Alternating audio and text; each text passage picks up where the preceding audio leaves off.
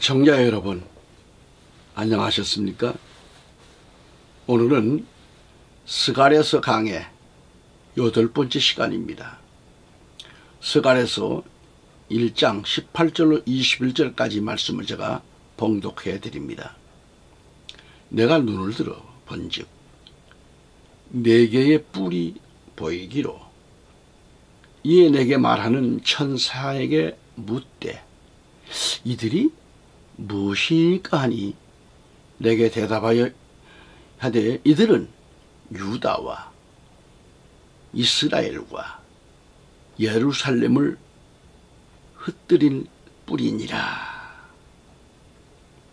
그때에 여호와께서 대장장이 4명을 내게 보이시기로 그때 내가 말씀드리기를 이들이 무엇하러 왔나이까 하였더니 그가 일러 말씀하시기를 이것들은 유다를 흩어버려 어떤 사람도 자기 머리를 들지 못하게 하였던 뿔들이라 그래요. 그러나 이들은 그들을 두렵게 하려고 왔으며 또 유다를 흩어버리려고 자기들의 뿔을 유다 땅 위에 들어 올린 이방인들의 뿔들을 내어 쫓으려고 왔노라고 하시더라. 아멘. 할렐루야. 전국에서 또는 해외에서 이 방송을 통해 구독해 주시는 애청자 여러분, 오늘도 주님의 은혜의 날입니다. 오늘 하나님께서 허락하신 이 스가랴서를 중심해서 말씀을 선포할 때 하나님의 크신 은혜와 성령님의 도우심이 함께 하시기를 우리 주 예수 그리스도 이름으로 축원합니다. 오늘은 스가랴서 1장 강해를 마칩니다. 스가랴서 1장 18절 21절을 끝으로 8번째 주제가 스가랴가 바라본 네 뿔 계시입니다. 네 뿔의 계시. 4개의 뿔이죠. 이에 대해서 말씀을 상고하면서 부제로는 유다를 흩어지게 한 이방인들의 뿔들을 내어 쫓으려고 왔노라 하면서, 즉 제거하러 왔다는 말씀을 생각하면서 영적 성장이 있기를 다시 한번 기원합니다. 아멘. 자, 야곱이 목회를 할 때 7년 동안 라헬과 레아를 아내로 맞이하기 위해서 목회를 더한 거죠. 그가 신풍나무, 버드나무, 살구나무를 본 다음에 다시 목회를 합니다. 야곱이 다시 목회를 할 때에는 한 마리가 나와도 얼룩진 것이 나오고 천박이가 나와야 야곱의 것입니다. 점이 있는 양이 아닌 것과 얼룩진 양이 아닌 것은 라반의 양들이죠. 자, 라반의 양들은 한 마리도 도망갈 수 없습니다. 점이 있거나 얼룩진 양들은, 그런 양떼들은 모두가 야곱의 양들인데 이들은 다 살구나무, 버드나무, 신풍나무를 보고 양떼들을 개량하는 그런 계시신학을 했기 때문에 야곱이 7년을 다시 목회를 한 겁니다. 자, 계시학을 했단 말이죠. 하나님 학을 했어요. 양떼들을 개량시켜서 도망가기 위해서는 다시 목회를 해야겠고, 성도들은 목회자의 방침대로 개량된 양떼가 되어야 되는 거죠. 그래서 우리 예수님 그리스도께서 다시 오실 때에 개량된 양들과 함께 도망가야 하는 겁니다. 할렐루야. 이 말씀을 구체적으로 잘 들어보시기 바랍니다. 너무 깊은 얘기를 들을 수 있을 겁니다, 이 시간에. 자, 오늘 현대교회, 오늘 현대교회 목회자들이 매년 11월, 12월이 되면 당회를 열고 제지케를 하게 되는 거 아니겠어요? 이 제지케를 통하여서 어떻게 하면 한 사람도 실격자가 없이 양들을 개량시켜서 다 함께 도망가려고 하는 목회를 해야 합니다. 다시 신앙생활을 해야 합니다. 그래서 교회가 물량주의는 떠나야 됩니다. 성경에는 다시라는 말이 참으로 많이 나옵니다. 자, 이제 8대 환상 중에 크게 둘째 환상입니다. 18절에 그때 내가 내 눈을 들어보니 뿔 4개가 보이더라 그랬죠. 뿔이 4이 나옵니다. 19절에 그러므로 내가 나와 말하는 그 천사에게 말하기를 이것들이 무엇이니까 하였더니 그가 내게 대답하기를 이것들은 유다와 이스라엘과 예루살렘을 흩어버릴 뿔이니라 그랬어요. 20절에 또 주께서 내게 4명의 목소들을 보이시더라 그랬습니다. 그래서 18절 20절까지 해서 4뿔은 무엇을 말하며 4명의 목소들은 또 무엇을 가리키는가? 다니엘서에 보면 2뿔을 가진 수양이 나오죠. 그리고 다른 편에서는 수염소가 나옵니다. 다니엘 8장으로 넘어가 보면 수염소와 수양의 싸움이 나오는데요. 수염소와 수양의 싸움이 나오는데 그곳에 많은 수염소가 등장을 합니다. 자, 수염소가 수컷 염소를 말하죠. 수컷. 여기서 뿔 하나가 있습니다. 그 한 뿔이 꺾여져요. 꺾이더니 그곳에서 꺾인 자리에서 뿔 4이 올라옵니다. 이것이 수염소예요. 그래서 그 수염소가 그 뿔을 받으니까 없어졌습니다. 2뿔 가운데 하나는 더 길었다고 그랬어요. 그 뿔 하나가 메데파사를 가리킵니다. 그 다음에 헬라가 나옵니다. 그 가운데 나온 큰 뿔은 알렉산더를 지칭하는 거죠. 알렉산더가 죽은 후에 뿔이 또 4이 나옵니다.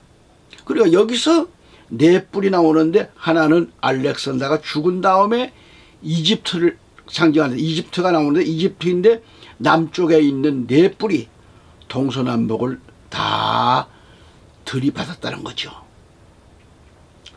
그 다음에 이스마스크 동쪽입니다. 그 다음에 서쪽으로 나온 뿔이 카센다. 이 카센다 왕국인데 이것이 후에 헬라가 되는 거예요. 헬라. 그리고 북쪽으로 뻗어나온 뿔이 바로 뭐예요? 셀렙커스라고 하는 건데 그런데 여기서 또 하나의 작은 뿔이 뻗어나오는데 이것은 바로 8번째 왕입니다. 이것이 북쪽의 시리아예요. 시리아를 가리킵니다. 여기서 작은 뿔 하나가 나왔는데 이것은 뭐예요? 안티오코스 에피파네스를 가리키는 거죠. 안티오코스 에피파네스.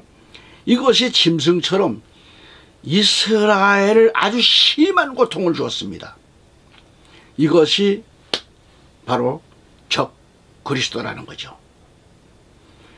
그가 하나님의 성전을 불태워 버리고 그곳에 돼지를 잡아서 피를 뿌리고 임신부를 칼로 찌르고 갈라서 그 피를 뿌렸는가 하면은 잔인한 자입니다. 아주 그 잔인한 일을 했어요. 그가 바로 안티오코스 에피파네스인데 이것이 마지막에 나타나는 8번째 왕이고요. 계시록에는 그 나오는 8째 왕 바로 적그리스도의 전형적인 사람이에요. 잘 들어보시기 바랍니다. 그런데 여기서 뿔 4개가 나오잖아요. 뿔 4은 이스라엘 해치는 헬라, 메데파사, 바빌론, 로마 그렇게 생각하고 있습니다. 이들이 이스라엘을 괴롭히고 고통을 주는 4왕국, 4대국을 적그리스도의 나라로 보면서 네 뿔로 보는 겁니다. 그런데 마지막 때는 10뿔이 등장한다고 했죠. 마지막 때 10뿔. 이 10뿔 중에서 한 작은 뿔이 나옵니다. 그 10뿔이 옛 로마 판도에서 나오는 건데요. 그래서 옛 로마 판도에서 나오는 넷째 나라가 바로 로마예요. 로마. 이것은 유럽에 있는 이 시에서 나오는 10나라이거나 또는 아랍 회교국가에서 나오는 회교국에서 나오는 것으로 보고 있는 거죠. 그렇게 보는 것은 아랍 영령이 21개 국가인데 그 가운데 10나라가 옛 로마 판도에서 나오는 나라들입니다. 그리고 시리아 쪽을 보는 사람들은 이것이 중동에서 나오는 10뿔 나라일 것이다 이 말이죠. 이렇게 보는 자들이 있습니다. 그러니까 8번째 왕인 적그리스도가 바로 저 시리아에서 나올 것으로 본다 그런 얘기입니다. 그리고 또 하나는 이 로마를 즉 유럽에 있는 10개국으로 물론 지금은 13개 나라가 시회원국으로서 가입이 지금 되었지만은 그러나 그 13개국이 옛 로마 판도가 아닙니다. 그래서 옛 로마 판도에서 나오는 그 작은 뿔 바로 이것이 작은 뿔로 보는 겁니다. 이 당시에 말하는 네 뿔은 수염소 한라에서 뿔이 넷이 나왔어요. 이것은 다니엘서의 8장을 보면 네 뿔이 나와가지고 예루살렘과 이스라엘을 다 해쳤다는 거죠. 이게 두 번째 환상입니다. 그런데 본문에 등장하는 카펜다 이 4명의 목수들이 있습니다. 이 4명의 목수들이 나와가지고 네 뿔이 해쳤던 이스라엘과 예루살렘을 다시 재건한다라는 것인데요. 그래서 이 네 뿔이 아무리 강한 권세를 가지고 예루살렘을 황실을 다 무너뜨렸다 할지라도 하나님께서 4명의 목수들을 보내가지고 무너진 성전을 다시 재건한다는 말씀이에요.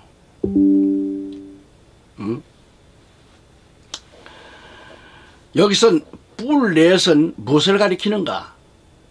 여기 뿔 넷을 네 천사로 보는 이들이 있습니다. 그러나 풀빛 추석을 보니까요 4명의 목수들을 스룹바벨, 여호수아, 에스라, 느헤미야 이들이 바빌론에서 돌아와 황폐해져 버린 이 예루살렘을 다시 재건한 4명의 목수로 지금 보는 겁니다. 그러니까 스룹바벨, 여호수아, 에스라, 느헤미야 이 4명의 지도자들로 보는 거죠. 지금까지 우리는 두 번째 환상에 대해서 말씀을 상고해 보았습니다. 할렐루야. 그러니까 예루살렘을 해치고 무너뜨린 네 뿔이 나와가지고 예루살렘을 다 해친다고 할지라도 후에 4명의 하나님의 일꾼들 즉 4명의 목수들과 같은 사람들이 나와서 그 무너진 성읍을 다시 일으킨다는 예언입니다. 이 4명의 목수들은 네 뿔보다 더 힘이 강하고 위대하신 분들입니다. 본문 21절에 보면 그때 내가 말씀드리기를 이들이 무엇이니까 무엇하러 왔나이까 하였더니 그가 일러 말씀하시기를 이것들은 유다를 흩어버린 어떤 사람도 자기 머리를 들지 못하게 하였던 뿔들이다. 그러나 이들은 그들을 두렵게 하려고 왔으며 또 유다를 흩어버리려고 자기들의 뿔을 유다 땅 위에 들어올린 이방인들의 뿔들을 내어 쫓으려고 왔느니라고 그렇게 하시더라 그랬습니다. 그런데 에피파네스에 대해서 재미있는 얘기가 있는데요. 여기 안티오코스 에피파네스라는 말은 헬라어로 유명하다는 말이죠. 유명하다. 이 에피파네스를 흔히 말하기를 에피파네스 마네스라고 해요. 에피마네스라고 부릅니다. 그러면 파네스가 아닌 에피마네스라고 하면은 광포자라 그런 얘기입니다. 마네스, 광포자. 그런 뜻인데 다시 말하면 이 미치광이라는 뜻이죠. 미치광이. 그래서 이 에피파네스가 시리아 8번째 왕인데 이게 작은 뿔이에요. 그런데 이 작은 뿔이 미치광이 짓을 한 겁니다. 그 미치광이 뿔이 유대인들이 지키는 안식일의 법과 할례를 행하는 법까지도 못하게 막아버린 거죠. 그들은 온전히 율법을 버리게 한 겁니다. 그렇게 해서 솔로몬 성전에다가 돼지를 잡아요. 돼지를 잡아가지고 돼지피를 뿌리고 또한 임신부를 길가에 눕게 해가지고 마차로 그 임신부 배로 마차를 지나가게 해서 배 위로 넘어가게 했습니다. 그러니까 넘어가게 잔인한 거죠. 그렇게 잔인하게 한 다음 임신부의 태에서 터져나온 아이들의 피를 담아다가 성전에다가 뿌렸다는 얘기 아니겠어요? 그리고 그 성전에다가 제우스 신상을 세웠다는 겁니다. 이 에피파네스가 이렇게 미친 짓을 했다는 겁니다. 그는 그렇게 해서 나중에는 미쳐서 완전히 정신병자가 되었고 처참하게 죽고 맙니다. 말로가 처참했습니다. 오늘도 수많은 사람들 가운데서 유명한 사람은 에피파네스입니다. 그 에피파네스가 나중에는 에피마네스가 되는 거예요. 에피마네스가. 이것을 명심해야 됩니다. 다시 말하면 유명한 자, 미치광이들입니다. 하나님이 보실 때 그렇습니다. 그러므로 에피파네스는 에피마네스입니다. 에피마네스는 헬라어로 미치광이라 이 말이죠. 그래서 대개 보면은 유명한 사람들이 미치광이 노릇을 많이 하고 있습니다. 현 정권 말하면 참 안 되겠지만은 그런 미치광이가 좀 많습니다. 우리는 유명한 사람도 좋지만 낮아져서 하늘나라 영계를 바라보고 환상을 보는 4명의 목수들이 되어서 황폐해지고 무너진 하나님의 도성 바로 예루살렘 성전을 다시 재건하고 뿔을 뽑아버리는 그러한 사람들이 되시기를 우리 주 예수 그리스도의 이름으로 축원합니다. 아멘. 자, 유명한 사람은 누구인가? 에피파네스입니다. 이 에피파네스가 에피마네스가 되는 거죠. 유명한 사람들 가운데는 하나님 보실 때 미치광이 짓을 합니다. 그래서는 절대 안 되는 것인데도 말입니다. 다 같이 기도하겠습니다. 끝까지 애청해 주셔서 감사합니다. 여러분의 방송선교 후원은 주의 일에 큰 힘이 됩니다. 다음 시간 다시 뵙겠습니다. 존경하고 사랑합니다. 할렐루야.